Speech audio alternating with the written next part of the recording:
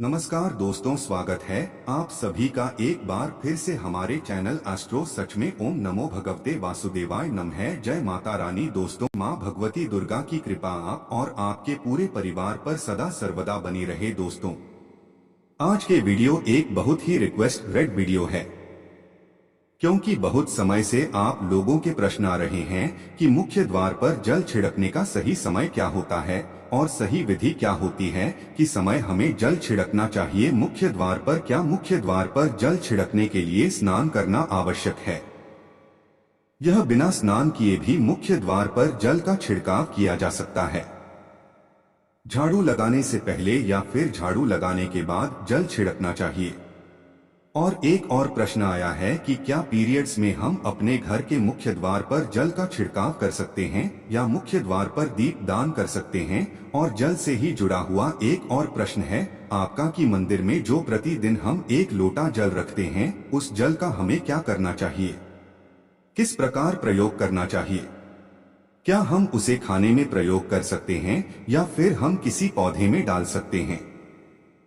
उस जल का उपयोग किस प्रकार से होना चाहिए? और मुख्य द्वार पर जल छिड़कने से संबंधित आपका अगला प्रश्न है कि कई ऐसे लोग हैं जो कि फ्लैट में रहते हैं, कुछ ऐसे लोग हैं जो कि किराए के मकान में रहते हैं, एक ही कमरे में रहते हैं, तो उन्हें अपने घर पर मुख्य द्वार पर दीप दान किस प्रकार से करना चाहिए?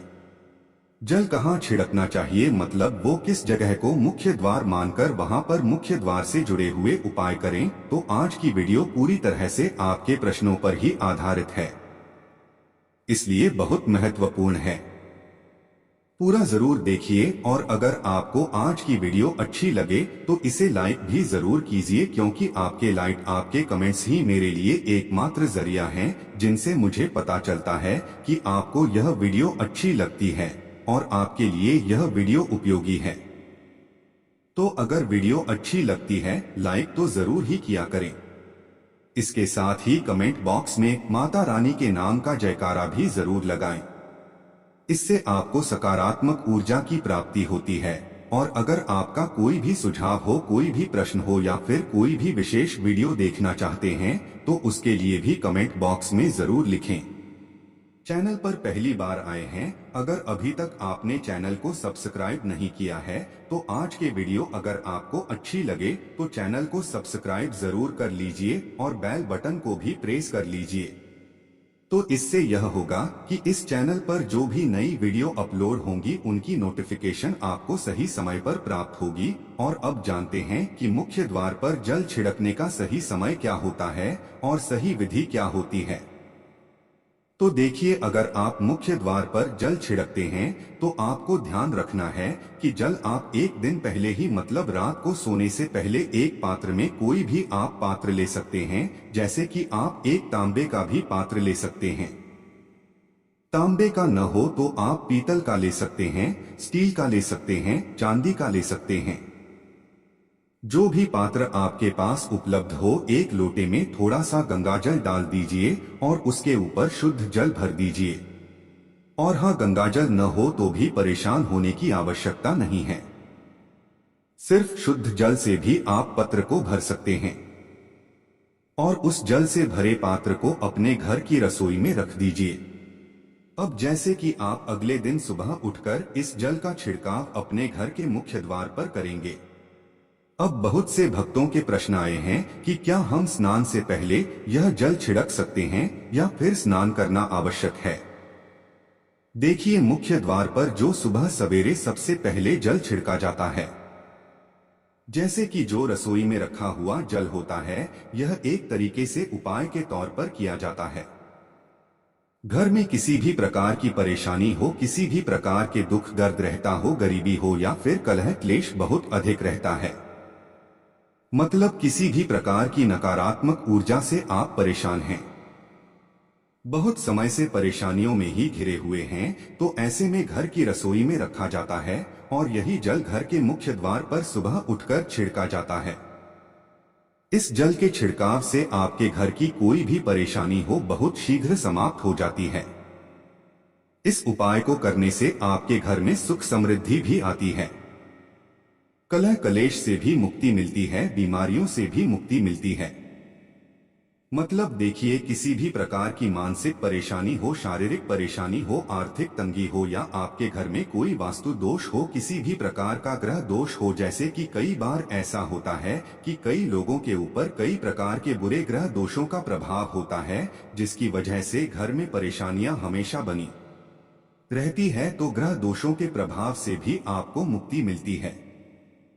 वास्तु दोष और पितृ दोष भी समाप्त होता है।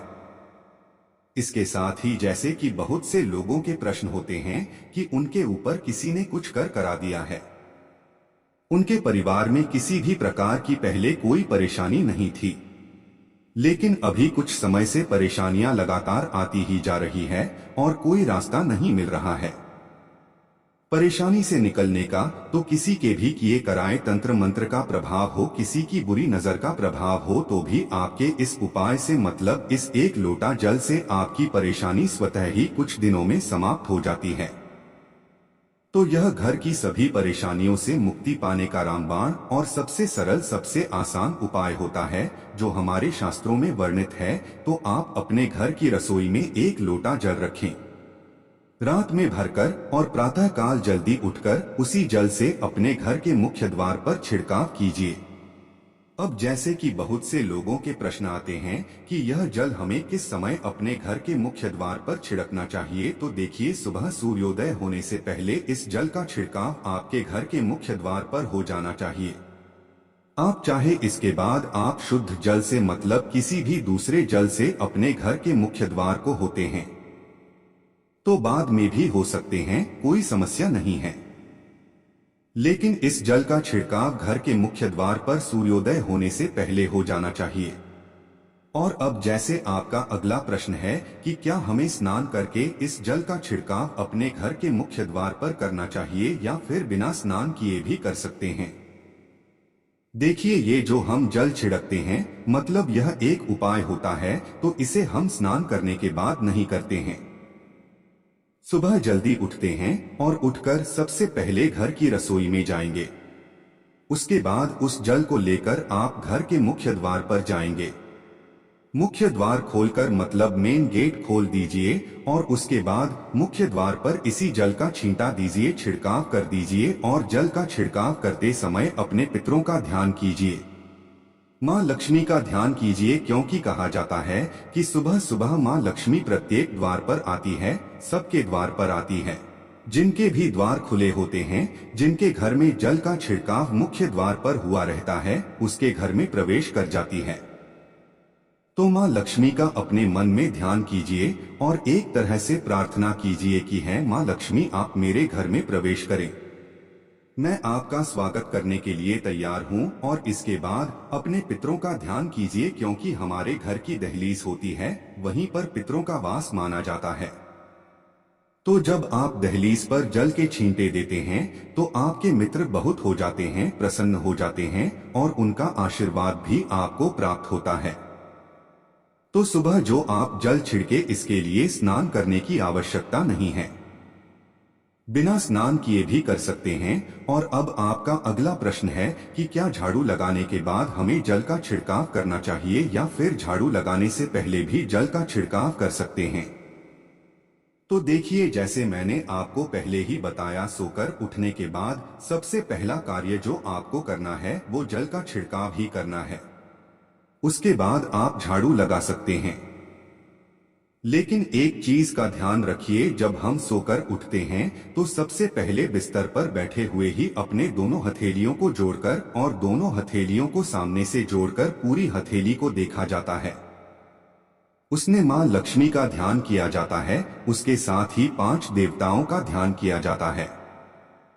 पंच देवता कौन कौन से होते हैं? माँ दुर्गा, भगवान शिव, भगवान श्री हरि, विष्णु, गणपति, गजानन और भगवान सूर्य देवता। पंच देवताओं का ध्यान हम अपने हाथों में ही करते हैं, हथेलियों में ही करते हैं। कराकर वास्ते लक्ष्मी गंभीर सरस्वती कर मूले तू गोविंदा प्रभाती प्रदर्शन। हम इस मंत्र का उच्चारण आप चाहें तो कर सकते हैं, नहीं करते हैं तो भी कोई बात नहीं। अपने इष्ट देवता का और 5 देवताओं का ध्यान अपनी हथेलियों में कर लीजिए।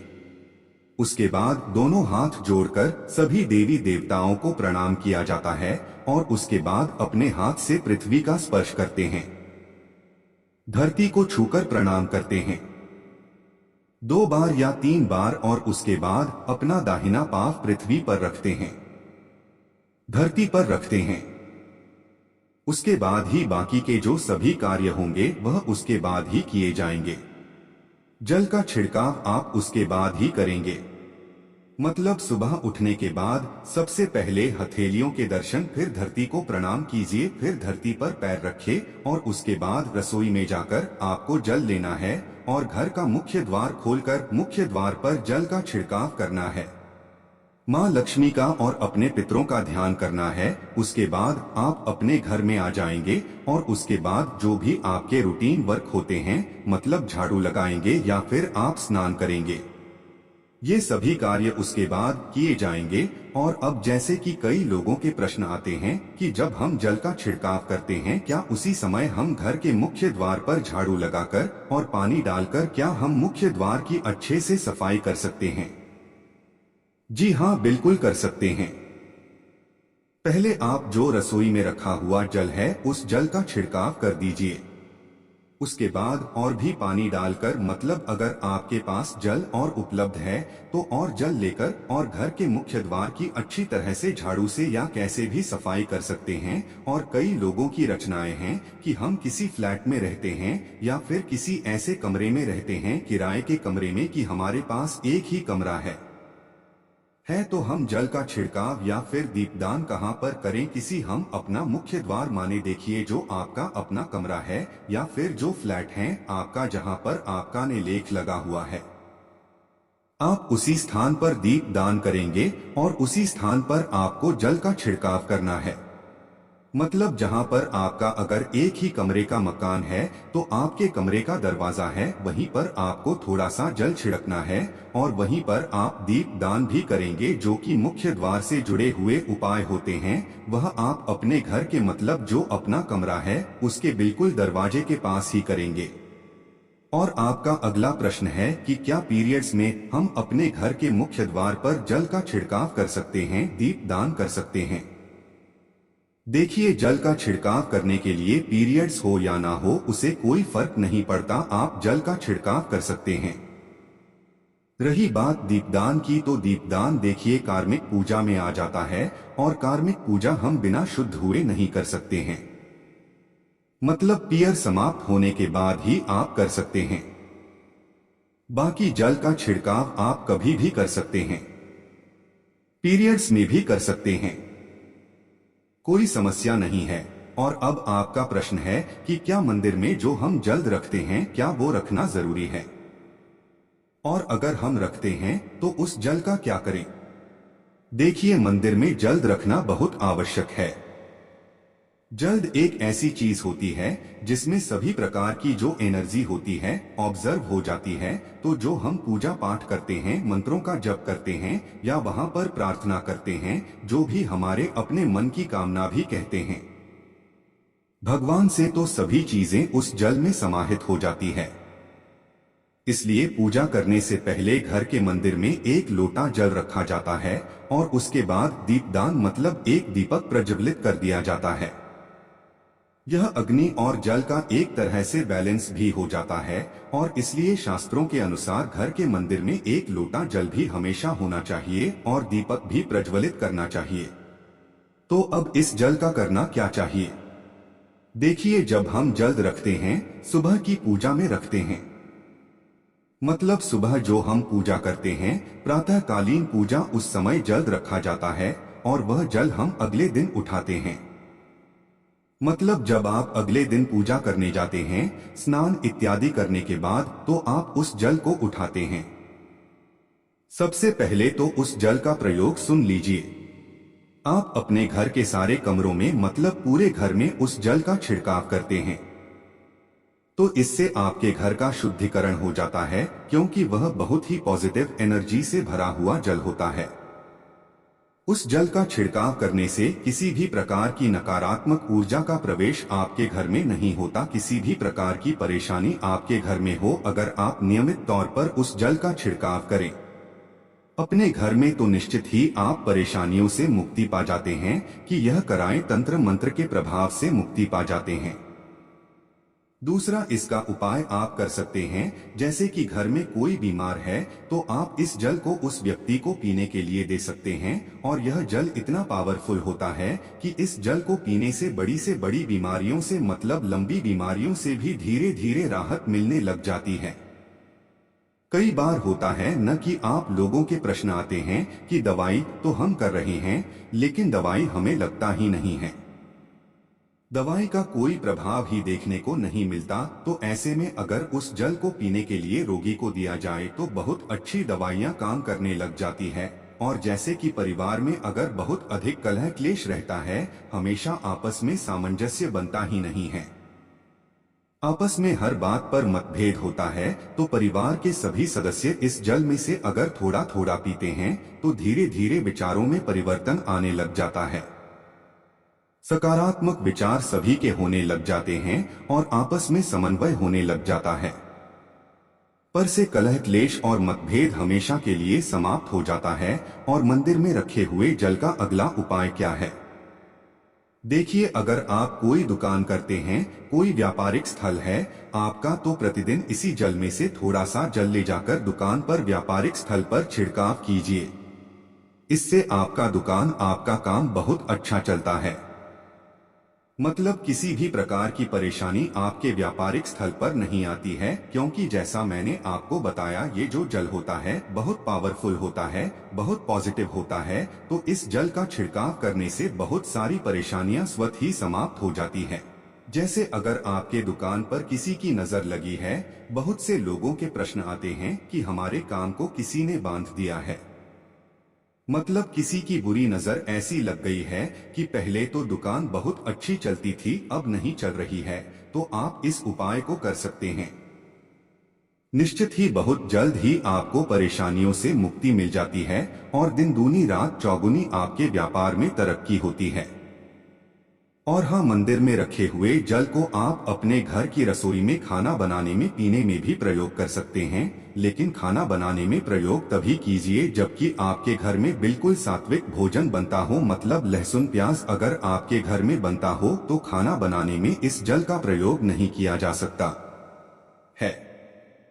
फिर आप इस जल को थोड़ा थोड़ा परिवार के सदस्य मिलकर ग्रहण कर सकते हैं और बचे हुए जल को आप अपने घर में पौधों में डाल सकते हैं। तो देखिए, ऐसा नहीं है कि मंदिर पर रखा हुआ जल बेकार होता है, किसी काम का नहीं होता है, बहुत सारे उपयोग इस जल के होते हैं। अगर हम सही तरीके से प्रयोग करें तो अपने जीवन की बहुत सारी परेशानियों का समाधान मात्र एक लौटे जल से हम कर सकते हैं। तो ध्यान रखिए कि मंत्रों से अभिमंत्रित जल बहुत महत्वपूर्ण होता है, बहुत शक्तिशाली होता है और हमारे घर के मंदिर पर रखा हुआ जल देवताओं का आशीर्वाद होता है, क्योंकि पूरे समय वह देवताओं के पास होता है, देवी देवता वहां पर रहते हैं। तो उस जल में हर प्रकार की शक्ति समाहित होती है जो कि सकारात्मक शक्तियां होती है।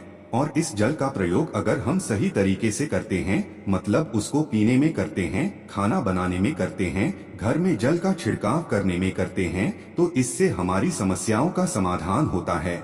और अगर कोई भी कार्य नियमित तौर पर मतलब प्रतिदिन किया जाता है तो उसका हमें लाभ प्राप्त होता है।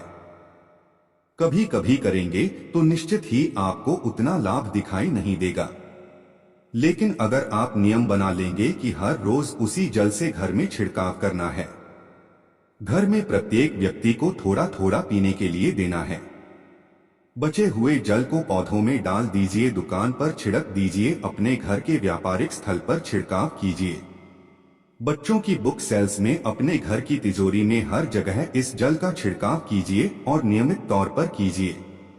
चमत्कार आपको निश्चित ही देखने को मिलेगा।